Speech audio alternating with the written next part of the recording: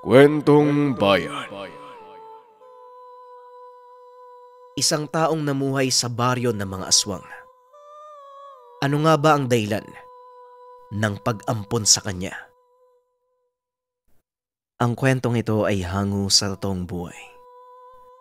Mula ito sa isa nating kabayan na itago na lang natin sa pangalang Mando. Taong 1968, bayan ng Antique. Lagot ka sa aking baboy ka. Akala mo matatakasan mo pa ako, ha?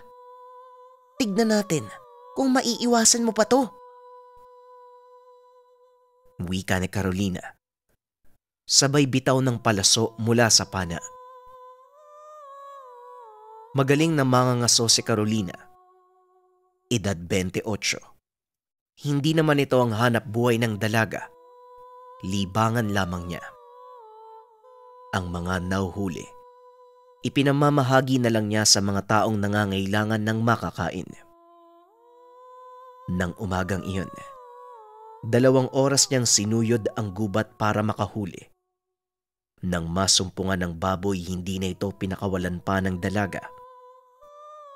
Hindi tumama ang palaso ni Carolina, pero may tumamang sibat sa baboy. Sa sobrang lakas, tumagos pa sa katawan ng hayop ang talim ng sibat. Pumasok sa katabing punong kahoy.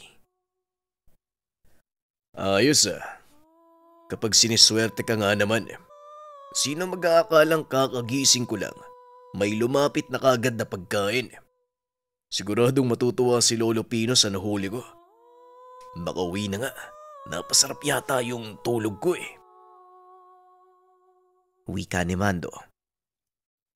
Nagkataong naroon nito at natutulog sa isa sa mga puno. Edad 18.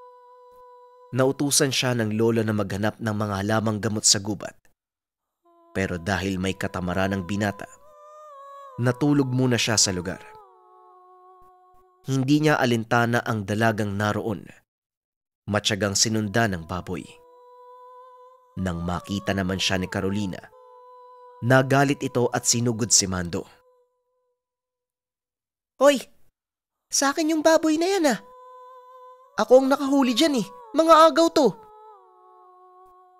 Wika ni Carolina. Sabay amba ng pagsaksak gamit ang dalampatalim. Mabilis naman itong naiwasan ni Mando. Kagad nahawakan at napigilan ang dalaga. Teka, sandali lang. Anong sinasabi mong sayo? Paano naging sayo? Kita mo naman. Sibat ko yung pumatay sa kanya. Kaya paanong sayo to? Tanong ni Mando. Magdanakaw ka. Ibalik mo yan sa akin. Ako ang unang nakakita dyan, Tugon ni Carolina. Mapilit ang dalaga. Ugali niyang makipagmatigasan sa mga taong nakapaligid sa kanya. Hindi siya papayag na makuha ng isang estranghero ang huli. Pero matigas din ang ulo ni Mando. Wala itong pakialam sa dalaga. Ang mabuti pa, maghanap ka na lang ng ibang mauhuli. Marami naman dyan sa kakauyan, no? Huwag mong pagkainteresan ng pagkain ng baryo namin. Wika ni Mando. Binuhat niya na ang nahuli. Nag-umpisang maglakad papauwi sa baryo. Pero hindi pa rin pumayag si Carolina. Pilit niyang hinarangan ang daan ni Mando. Pakiramdam niya bilang mangangaso. Kahihiyan na maagaw ng iba ang dapat sa kanya. Hanggang sa umabot na sila sa daanang matarik. Hindi pa rin nilulubayan ng dalaga si Mando. Ano ba? Parang wala kang naririnig, Sinabi ng sakin na yung nahuli ko, Kung ayaw mong ibigay ng buo, kahit maghati na lang tayo. Hindi lang ang mga kabaryo mo nagugutom, no? Wika ni Carolina. Halos mapatid na ang ugat sa lalamunan nito kakasalita. Hanggang sa hindi sinasadyang mapatid si Carolina sa malaking ugat. Naitulak niya ang binata at magkasabay silang nadulas papunta sa malalim na hukay. Masama ang bagsak ng dalaga kaya napilayan ito. Aray ko, yung paa ko ang sakit! Wika ni Carolina, habang si Mando naman nawalan ng malay sa isang sulok. Malapit nang magdilim nang magising si Mando, nakita niyang nasa kabilang sulok si Carolina. Hirap sa kalagayan ng paa at tila namimilipit sa sobrang sakit. Kahit nahihilo pa sa nangyaring pagbagsak, wala namang seryosong pinsala si Mando. Mukhang masakit yung paa mo, Binibini ah. Kung hindi ka naging mapilit o hindi kaya naghanap ka ng ibang hayop, edi sana pareho na tayong nakauwi sa bahay natin. Ngayon anong plano mo? Bakit hindi ka pa umalis? Dapat nung tulog pa ako, kinuha mo na yung baboy. Tumakas ka na sana. Wika ni Mando na may halong pangaasara. Alam niyang hindi kakayanin ni Carolina na umakyat dahil sa kalagayan. Para naman kay Mando, kaya niyang ibalik sa ayos ang buto ng dalaga. Pero gusto pa ng binata na maghirap ng medyo matagal ang dalaga. Makaganti man lang siya sa ginawa nitong paghulog sa kanya. Naroon sila sa tila natuyo na malaking balon. Malumot ang paligid. Imposible ang makaakyat dahil sa sobrang dulas. Bulag ka ba? Nakita mong napilayan ako eh. Paano ako aakyat? Isa pa, nakikita mo ba yung mga bato na yan? Imposibleng makaakyat dyan. Wika ni Carolina. Tumalikod ito para hindi makita ang mukha ni Mando. Makikita sa dalaga ang labis na inis. Nang makontento sa nakikitang paghihirap ni Carolina, nilapitan niya ito. Natakot naman ang dalaga. Inakalang may masamang pakay sa kanya si Mando. Walang babalang pinihit ni Mando ang sakong ng dalaga. Sumigaw ito at nawalan ng malay dahil sa sobrang sakit. Makalipas ang 3 oras, abala si Mando sa paggawa ng apoy gamit ang tuyong sanga at dahong naroon. Nakasalang na din ang inihaw na binti ng baboy. Matapos nun, naging abala naman ang binata sa pagpapatulis ng mga sangang nagkalat sa paligid. Ay, sa wakas nagising ka din. Halika, kumain ka dito. Nag-iyaw ako ng karne. Kailangan mo ng lakas sa pag-akyat natin dito bukas. Wika ni Mando. Balak niyang sunugin ang mga batong maaari nilang akyatan para mamatay ang mga lumot na naroon at matuyo ang bato. Sa ganitong paraan pwede na itong makapitan dahil maayos na ang paa ng dalaga. Inisip ni Mando na kakayanin naman ito ni Carolina. Sabihin mo nga sa akin, saan mo natutunan yung ginawa mo kanina? At saka, kung kaya mo na palang umalis dito, dapat umalis ka na. Hindi naman ito pinagtuunan ng pansin ni Mando. Inabot na lang nito ang inihaw na karne. Kumain ka na muna, Binibini. Ang dami mong sinasabi. Ubusin mo yan tapos magpahinga ka. Ayoko ng pabigat bukas.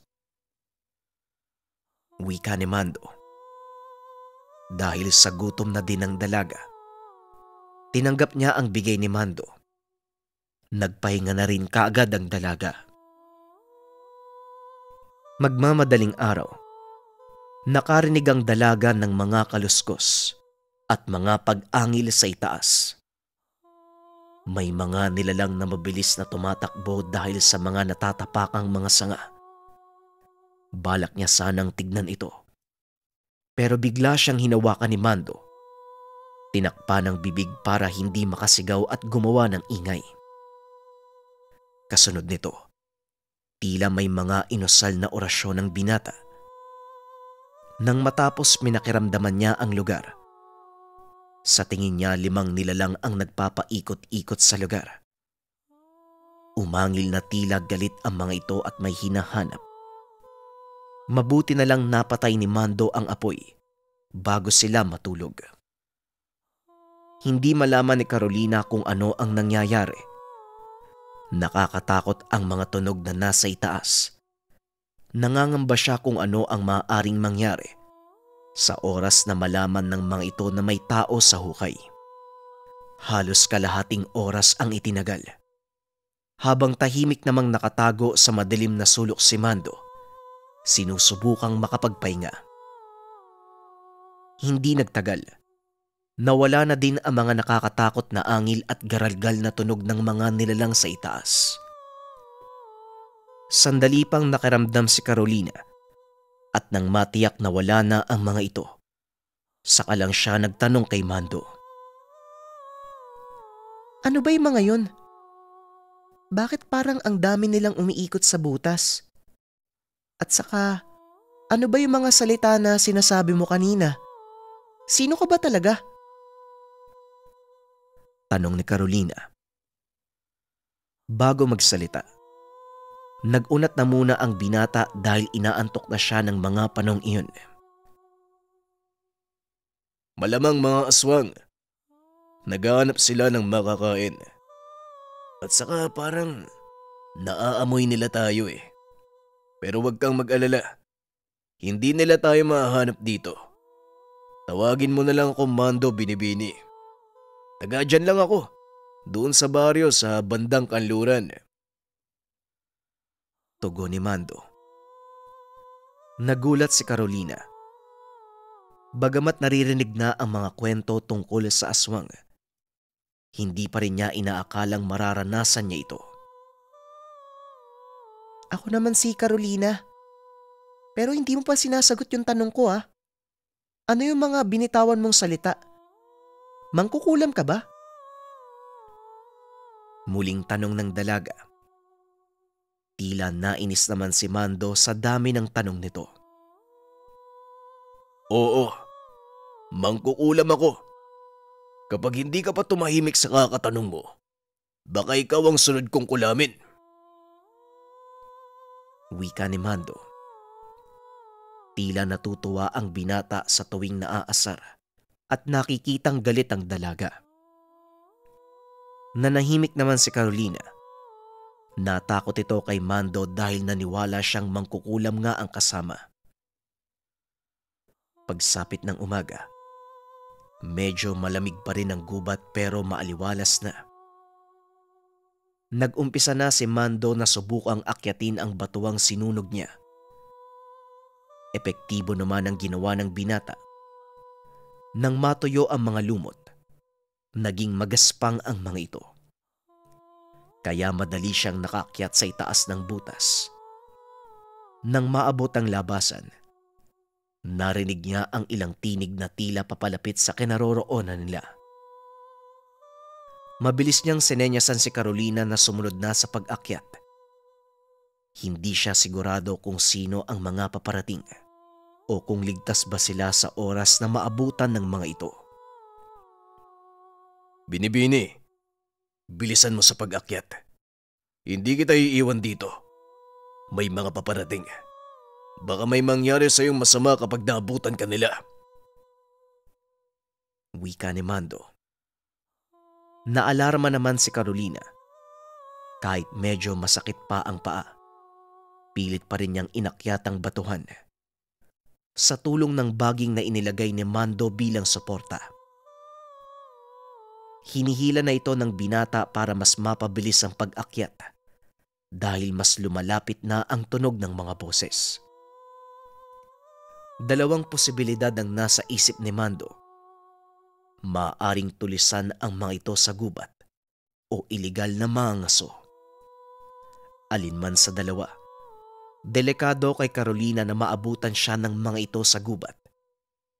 Siguradong hindi maganda ang kakantungan. Alam din naman ito ng dalaga. Hindi niya na ininda pa ang mga galos at hiwa sa kamay, dala ng mga matatalim na bato. Nang marating ang labasan ng butas, kagad na itong hinila ni Mando papalayo sa mga boses. Nang makalayo sa lugar, nakita nila ang tulisan kung saan sila naroon kanina. Alam ng dalawa na nag-iikot ito sa kagubatan para makakita ng mga hayop. Ang layunin ng mga ito, makulimbat ang lahat ng kagamitan at mga huling hayop. Kapag minalas naman, pinapatay nila ang biktima. Ilang sandali pa, napapikit si Carolina. Nakarinig ng eko ng pagputok ng baril. Tila may nakasagupa ang mga tulisan. Sunod-sunod ang pagpapaputok ng baril ng mga ito. Kaya nagpasya na si Mando na magpatuloy sa paglayo sa lugar. Binibini, dito na kita iiwan. Diretsuhin mo lang ang daanan. Doon na sa bayan ang labas mo. Hindi ko alam kung taga saan ka, pero ang mabuti pa, diyan ka dumaan sa bayan pauwi sa inyo. Delikado ang mga oras na ito. Aktibo ang mga tulisan. Wika ni Mando. Sabay abot sa dalaga ng malaking peraso ng karne na inihaw. O yan, para naman may mauwi ka sa inyo. Sana hindi na tayo magkita uli. May dala kang kamalasan eh. Mag-iingat ka. Wika ni Mando. Matapos nun, maranang naglakad papasok sa masukal na kakahuyan si Mando, habang naiwan namang nakatitig sa kanya si Carolina. Muli niyang narinig ang pagputok ng baril. Nag-umpisa na siyang sundan ng tinuturong daan ng binata. Lolo, nandito na po ako. Pasensya na po kayo, natagalan ako. Ito na po yung mga ugat na pinakuha niyo sa akin. At saka ito po, may karne akong dala para sa panangalian. Wika ni Mando. Saan ka naman gumala, bata ka? Kahapon ko pa inaantay ang mga ugat na ito para sa ginagawa ko. Pinahanap kita sa mga kabaryo natin kagabi para sunduin. Pero hindi naman nila masundan ang amoy mo. Maghinay-hinay ka sa paggagala sa gubat tuwing gabi. Mamaya, matsyempuhan ka ni Lucrecia. Baka hindi ka makilala. Ang mabuti pa, puntahan mo si Nonoy. Sabihin mo, narito na yung gamot sa mata niya. Wika ni Lolo Pino. 5 taon pa lamang si Mando nang kupkupin siya ng matanda. Biktima ng mga aswang ang magulang nito. Maraming taon na ang nakakalipas. Naglalakad pa uwi mula sa pista na dinaluhan. Dumaan sila sa kakahuyan. Bigla silang tinambangan ng 3 aswang. Nagawa namang maitago si Mando ng ina sa loob ng natumbang puno. Pero hindi nakaligtas ang mag-asawa. Dumanak ang dugo sa mismong labas ng pinagtataguan ni Mando. Sa hindi malamang dahilan, matapos mapatay ang mga magulang, bigla na lang silang umalis sa lugar. Sa labis sa pagkabigla sa mga nangyari at sa sobrang takot, ilang araw siyang nagtago sa loob ng kahoy. Hanggang sa dumating si Lolo Pino. Nanghihina at halos mawala na ng malay si Mando. Dahil wala namang maituro si Mando na uuwian, minabuti na lang na matanda na kupkupin ng bata. Subalit hindi ordinaryong baryo ang kasalukuyang tahanan ni Mando. Ito ang tanyag na baryo ng mga aswang. Siya lang ang nag-iisang tao. Napapalibutan siya ng mga nilalang. Subalit dahil lumaki at kinikilala siyang apo ng isa sa pinakamatandang aswang sa baryo, walang sino man ang nagbalak ng masama sa kanya. Maliban na lang sa pinsan ni Lolo Pino na si Lola Lucrecia. Isang malupit at palaging uhaw sa dugo na aswang. Kaya bago pa lang sa lugar, sinabihan na kagad siya ng lolo na layuan ng matanda. Lalo na sa mga oras na naghahanap ito ng mabibiktima sa kakahuyan at sa mga kalapit na bayan. Lolo, ang sabi ni Kuya Nonoy, siya na lang ang pupunta mamaya. Nautusan yata ni Lola Lucrecia eh. Nagmamadali papunta sa Karatig Baryo. Lolo, iidlip muna ako ah. Hindi ako nakatulog kagabi. Ang kulit po ng babaeng mangangaso sa gubat. Kamuntikan pa ako mapahamak sa katigasan ng ulo. Sana lang hindi ko na siya makita. Wika ni Mando. Dumiretso na ito sa higaan. Basta mag-iingat ka sa paglabas mo. Iwasan mo ring makisalamuha sa mga mangangaso sa gubat. Walang may dudulot na maganda ang bagay na yan. Baka yan pa ang magpahamak sa'yo. Wika ni Lolo Pino. Lolo, kailan po ba yung sinasabi niyong pagpunta natin sa bayan?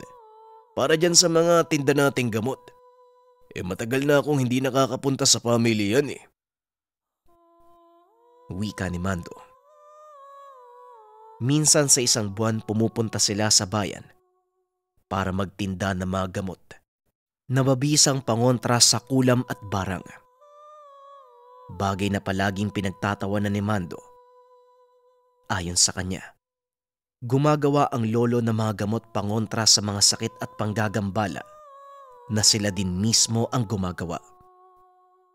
Sa ganitong paraan, kumikita ang baryo nila gamit ang kanilang kaalaman at mahusay na pang-aaswang sa mga baryo at kabayanan. Nagagawa nilang maghasik ng takot sa mga tao. Doon naman papasok ang negosyo nila sa mga gamot kontra kulam, usog, barang at pagbisita ng aswang. Patok sa mga mamimili ang gamot ni Lolo Pino. Palagi din itong ubos sa mga pamilihan. Ayon kay Lolo Pino, wala namang masama dahil totoong nakakagamot sa mga karamdaman sa katawan ang halamang ugat sa mga botelya. Pero syempre, sila din ang nagbibigay ng sakit, kaya kaagad niya itong magagamot. Kaso nga lang, ang pinakakinakabahala ng matanda, ayaw niyang magpakampante. Hindi niya alam ang tumatakbo sa isipan ni Lola Lucrecia. Ang labis na ikinakatakot nito, baka isang araw sumpungin ng gutom ang matanda at mapatay si Mando. Nang sumunod na araw, muling naisipan ni Mando na maglakad sa labas ng baryo. Isa sa mga tungkulin niya sa lugar ang siguraduhing maayos ang mga harang laban sa mga dayong aswang na minsang naliligaw sa baryo. Isa sa pinakakalaban nila ay ang kapwa aswang. Hindi may iwasan na magkaroon ng alitan sa pagitan ng mga magkaibang angkan.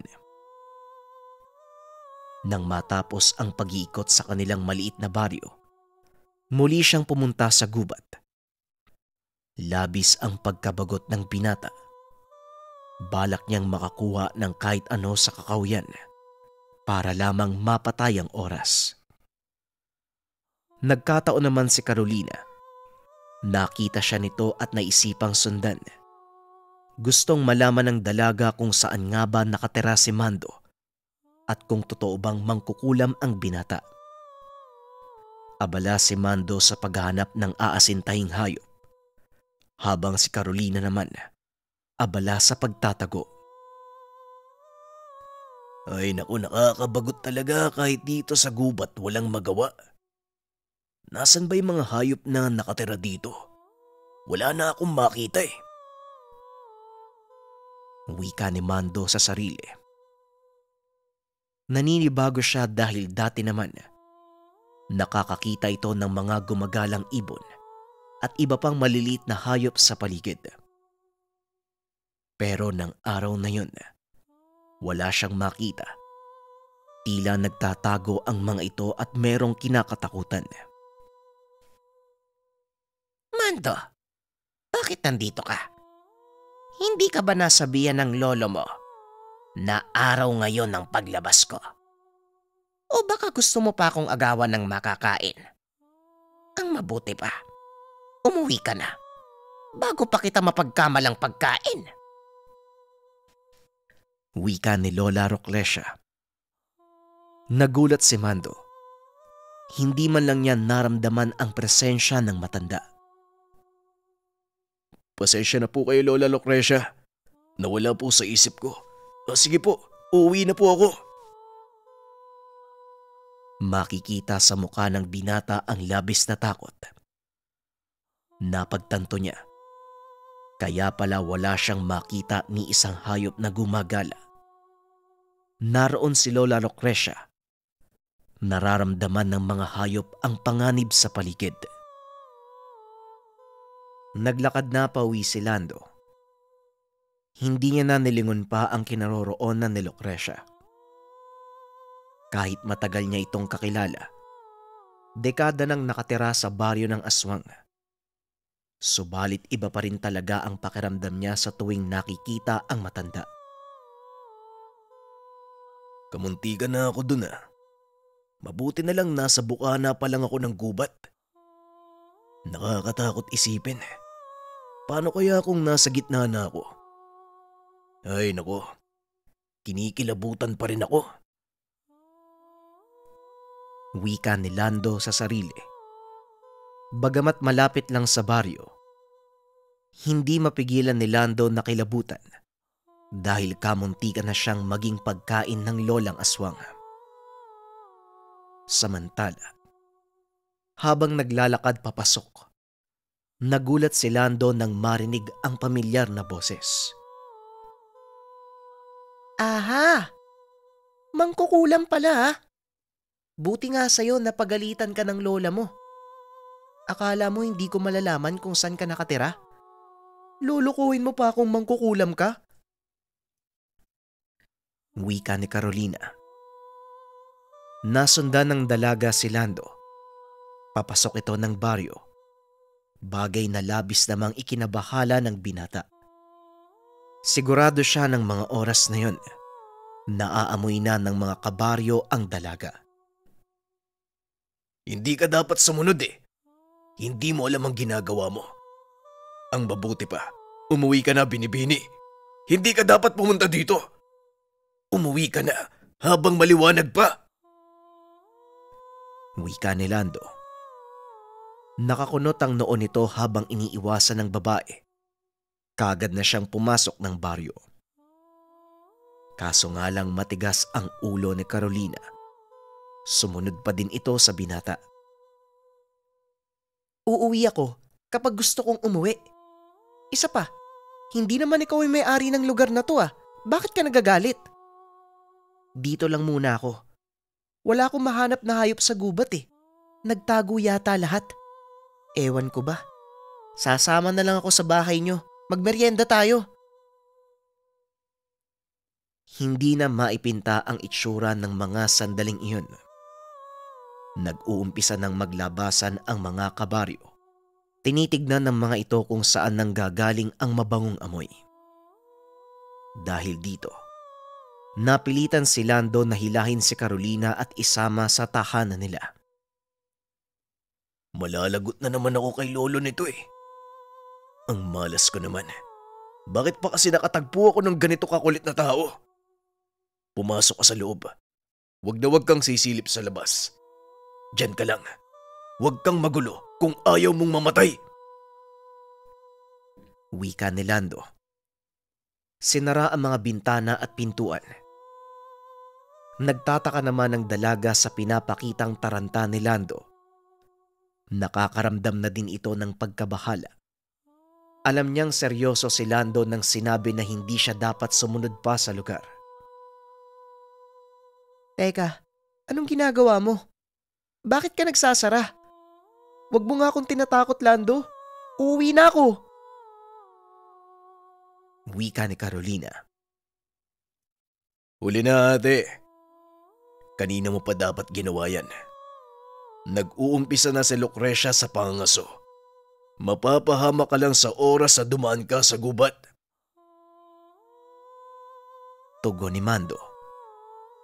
Sandali pa itong natahimik at muling nagsalita. Mas mabuti kung dito ka muna, Binibini. Itatanong ko lang sa lolo ko kung anong dapat gawin. Ang tigas kasi ng ulo mo eh. Wika ni Mando. Maya-maya pa, dumating na sa tahanan si Lolo Pino. Lando, ano ba tong ginawa mo? Bakit may kasama kang ibang tao sa baryo natin? Alam mo ba ang ibig sabihin yan? Tanong ni Lolo Pino. Baka sa itsura nito ang galit. Lolo, hindi ko naman yan sinama dito eh. Sinundan ako eh. Siya yung babaeng nasabi ko sa'yo. Hindi ko na muna pinawi sa bahay niya dahil nasa gubat si Lola Lucrecia. Siguradong mamamatayan kapag dumaan sa kakao yan. Pagpapaliwanag ni Lando, napabuntong hininga ang matanda. Iha, napakalaking pagkakamali na pumasok ka dito. Ano bang meron sa utak mo? Bakit ka sumunod kay Mando? Alam mo ba kung nasaan ka ngayon? Tanong ni Lolo Pino. Naguguluhan na si Carolina. Iniisip kung kasabwat ba ni Mando ang lolo para takutin siya. Hindi maintindihan ng dalaga kung bakit gano'n na lang ang reaksyon ng mga ito. Magsasalita pa sana si Carolina, pero sumenya si Lolo Pino na wag munang mag-ingay. Tio Pino, magandang araw sa inyo. Meron po yata kayong bisita sa baryo ah. Baka naman pwede niyong ipakilala sa amin. Yung kaibigan ni Mando. Wika ni Toring. Nasa labas ang isa sa mga pinakamabangis na aswang ng baryo. Si Toring, anak ni Lucrecia. Naaamoy nito ang dalaga. Mas naging komplikado na ang mga bagay-bagay. Ngayong mainit na sa mata ng mga aswang ang tahanan ni Lolo Pino. Bagamat iginagalang ng mga taga-baryo ang matanda, subalit mahirap pigilan ang gutom ng mga aswang, lalo pat 2 ordinaryong tao ang nasa loob ng tahanan nito. Umuwi ka na, Toring. Hayaan mo ang bata. Ako ang bahala dito. Huwag niyong pagtatangkaan ang bisita ko. Wika ni Lolo Pino. Nangangamusta lang naman po ako, Tiyo. Wala akong problema sa akin. Pero hindi ko alam sa mga kabaryo natin. Matagal na kaming walang natitikman na birhen. Ang mabuti pa, paalisin niyo yan sa lugar natin. Masyadong nakakaakit ang amoy niya. Nakauwi naman na si nanay eh. Maaari na siyang dumaan sa kakauyan. Tugon ni Toring. Naglakad na ito papalayo sa tahanan ni Lolo Pino, pero patuloy pa rin ang pagtawa. Magmadali ka, Mando. Alam mo na ang gagawin. Wala tayong pagpipilian kung hindi makipagsapalaran sa kakauyan. Isama mo tong kaibigan mo. Siguradong may binabalak si Toring na hindi maganda.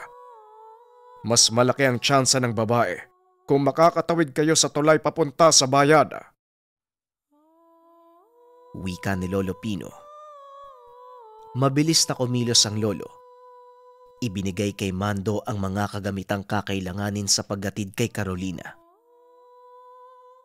Teka lang ho. Hindi na po nakakatawa yung pananakot nyo ha. Hindi nyo ko kailangang ihatid. Uuwi ako mag-isa. Alam ko naman po yung daan eh. Huwag mo na akong samahan, Mando. Kaya ko yung sarili ko. Wika ni Carolina. Ang buong akala niya ay binibiro siya ni Mando. Palabas na sana ng tahanan ng dalaga. Pinigilan siya ng binata. Pwede ba, Binibini? Makinig ka naman kahit minsan.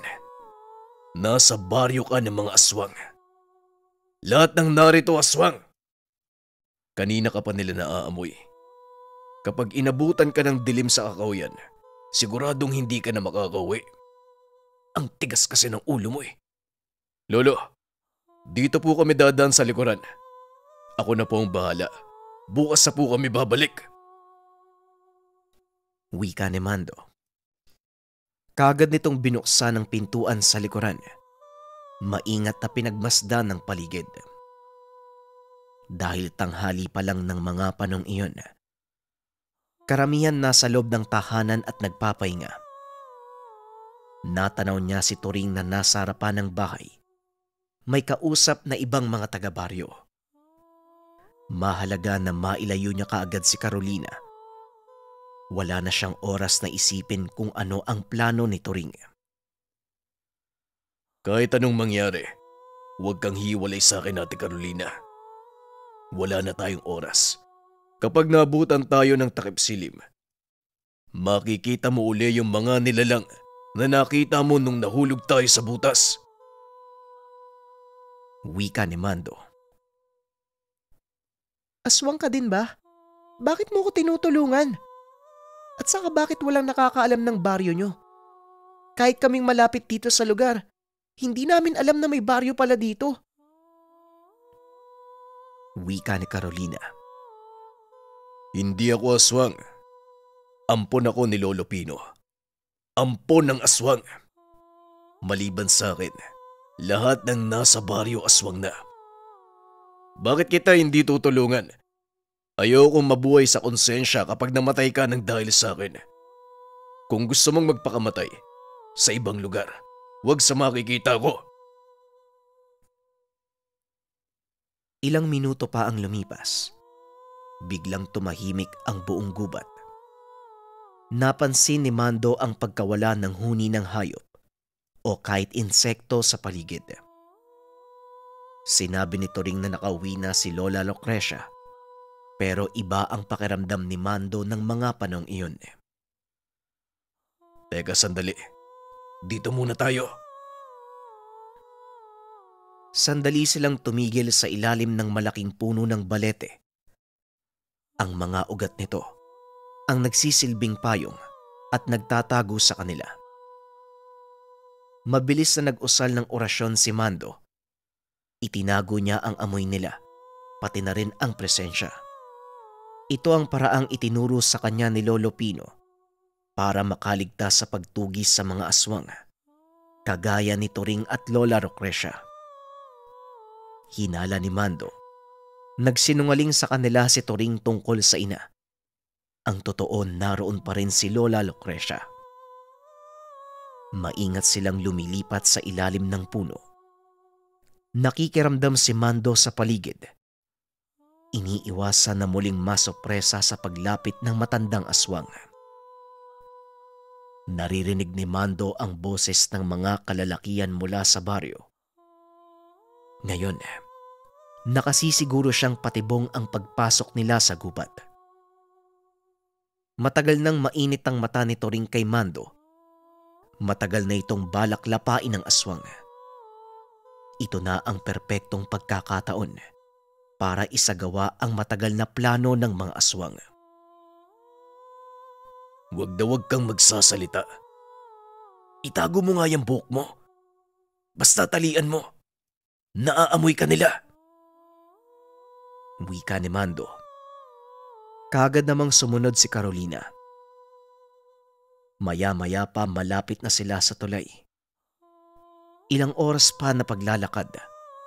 Ang tulay na yon ang pag-asa para makalayo sa mga sumusunod na aswang. Magiging ligtas tayo sa oras na matawid natin ang tulay. Wika ni Mando. Bigla itong hinawakan ni Carolina. Hinila papatago sa puno. Ano bang problema mo, Binibini? Dalian na natin bago pa tayo maabutan. Marahang itinuro ni Carolina ang kabilang dulo ng tulay. Di ba yun yung lola mo? Yung nagpagalit sa'yo kanina? Anong ginagawa niya sa gitna ng tulay? Nanlaki ang mga mata ni Mando nang makita si Lola Lucrecia. Nakaupo ito sa gitna ng tulay sa kabilang dulo. Tila nag-aabang kung sino ang unang daraan. Ito lang ang daanan para makatawid sa kabilang ibayo ng ilog. Doon dumadaan ang mga mangangaso at taong gumagala sa gubat. Ito ang paboritong pwesto ni Lola Lucrecia para mag-abang ng mga mabibiktima.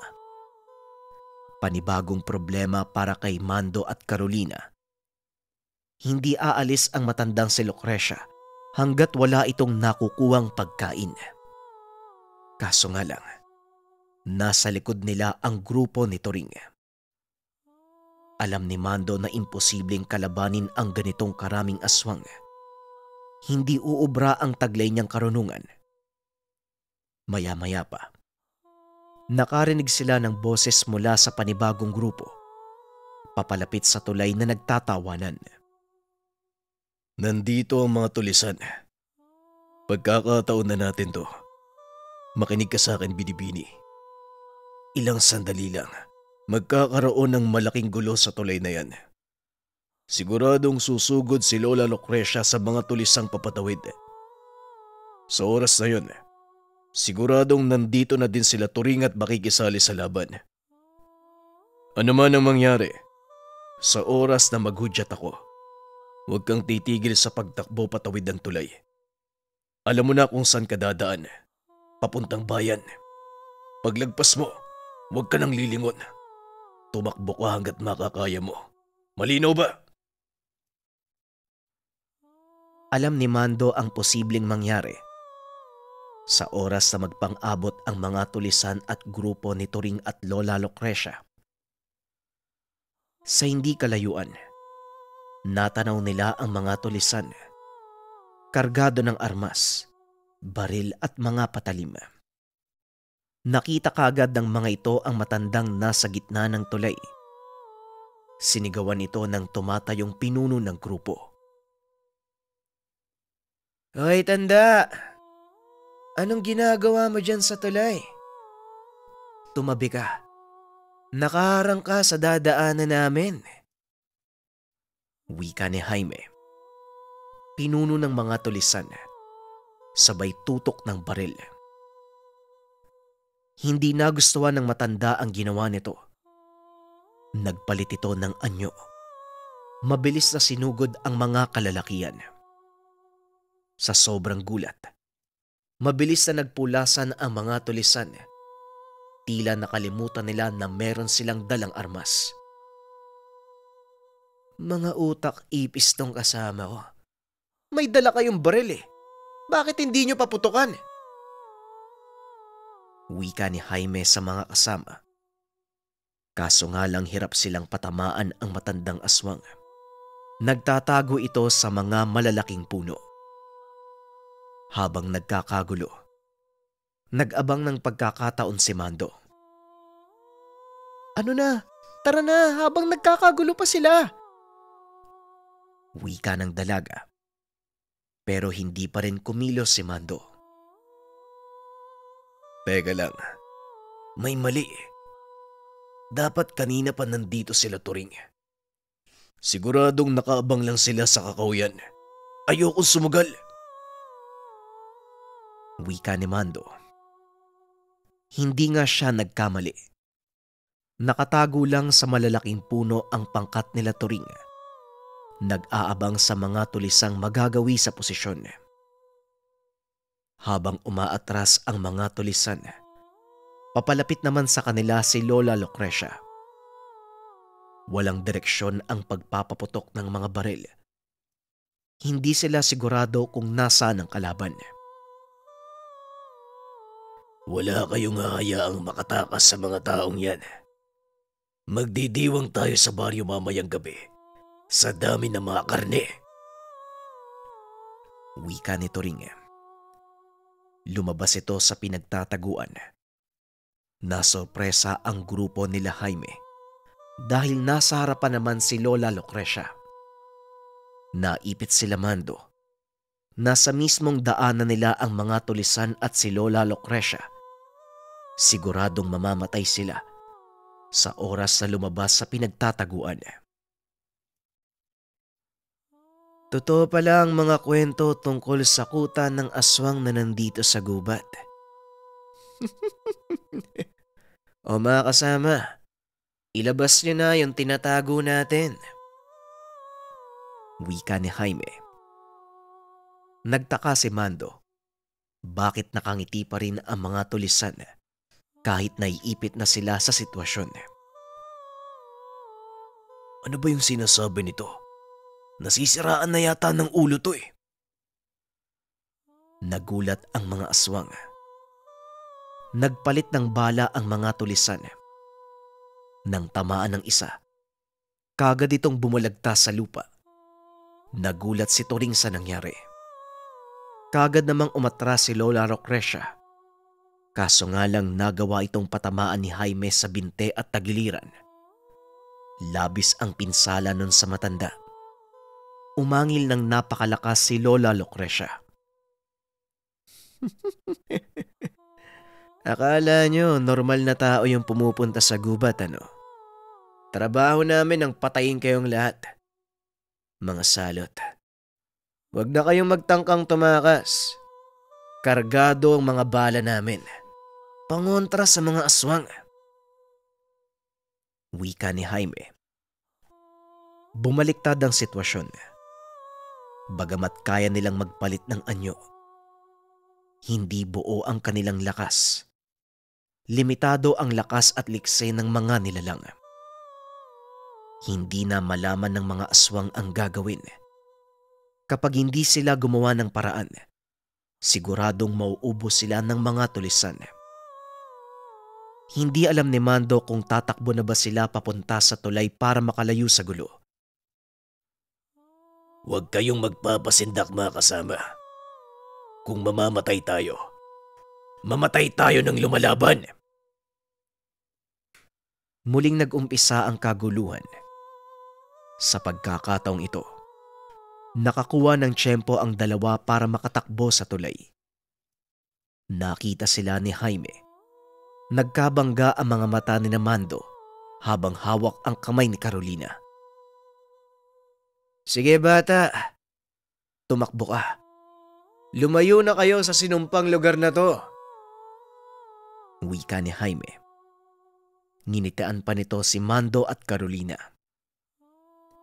Nagulat si Mando sa reaksyon ng tulisan. Ang inakala niyang salot sa kabundukan, ito pa ang nagligtas sa kanila sa kapamakan. Kagad naman siyang hinila ni Carolina para makatawid sa tulay. Nakita nila si Lola Lucrecia. Nakandusay na sa damuhan. Marahang gumagapang papalayo. Tuloy lang sa pagtakbo ang dalawa at hindi na lumingon pa. Hindi na nila nakita ang mga naganap sa labanan. Pero naririnig pa rin nila ang putok ng baril mula sa malayo. Hanggang sa makarating sila sa labas ng gubat. Ligtas ka na, Binibini. Hanggang dito na lang ako. Kailangan kong balikan si Lolo Pino. Bibigyan ko siya ng babala tungkol sa tulisan. Siguradong ang baryo namin ang isusunod nila. Wika ni Mando. Natatakot siya na baka kung anong mangyari kay Lolo Pino. Pero pinigilan siya ng dalaga. Nasisiraan ka na ba? Nakita mo ba kung gaano kadelikado yung laban? Isa pa, siguradong nandun pa rin sila. Anong gagawin mo?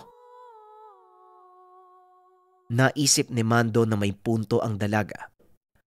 Pero hindi pa rin nawawala ang pag-aalala niya sa lolo. Magtatakip silim na. Nawala na rin ang mga putukan. Sumama muna si Mando kay Carolina. Ang mabuti pa, sa amin ka na magpaumaga. Bukas ka na bumalik sa baryo nyo. Mungkahi ng dalaga. Sumunod naman si Mando. Kinabukasan maaga itong nagpaalam kay Carolina. Labis ang pag-aalala niya sa lolo. Mabilis tinahak ng binata ang gubat at patakbo nitong binagtas ang daan. Tanghali na nang makarating siya sa baryo. Tahimik. Sunog ang mga kubo. Wala na si Lolo Pino sa lugar. Hindi malaman ni Mando kung nakaligtas ba ito. o baka naabo na rin dahil sa sunog.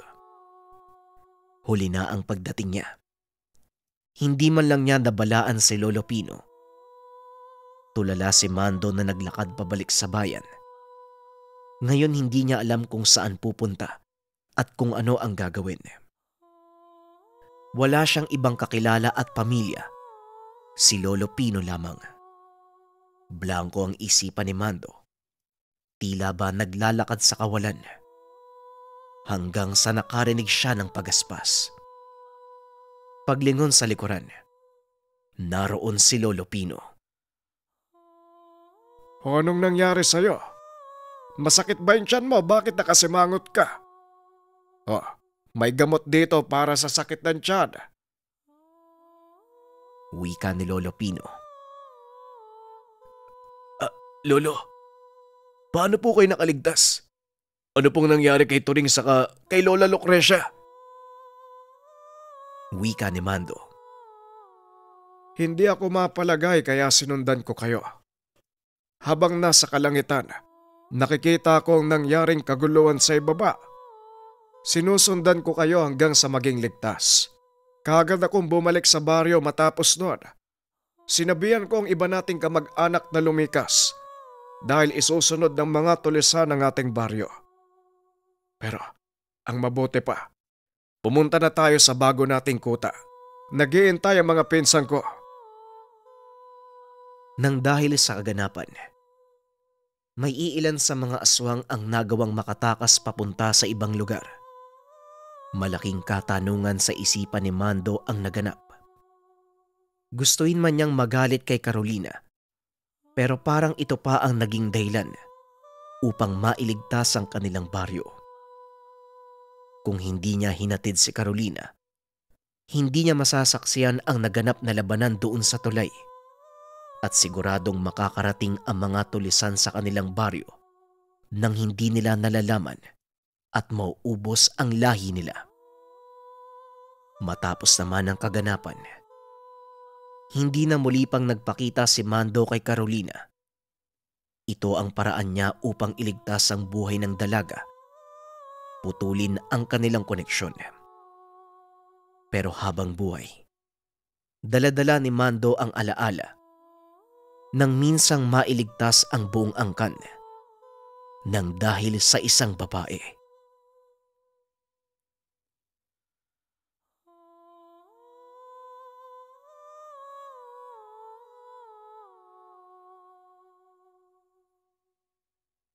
Kwentong Bayan.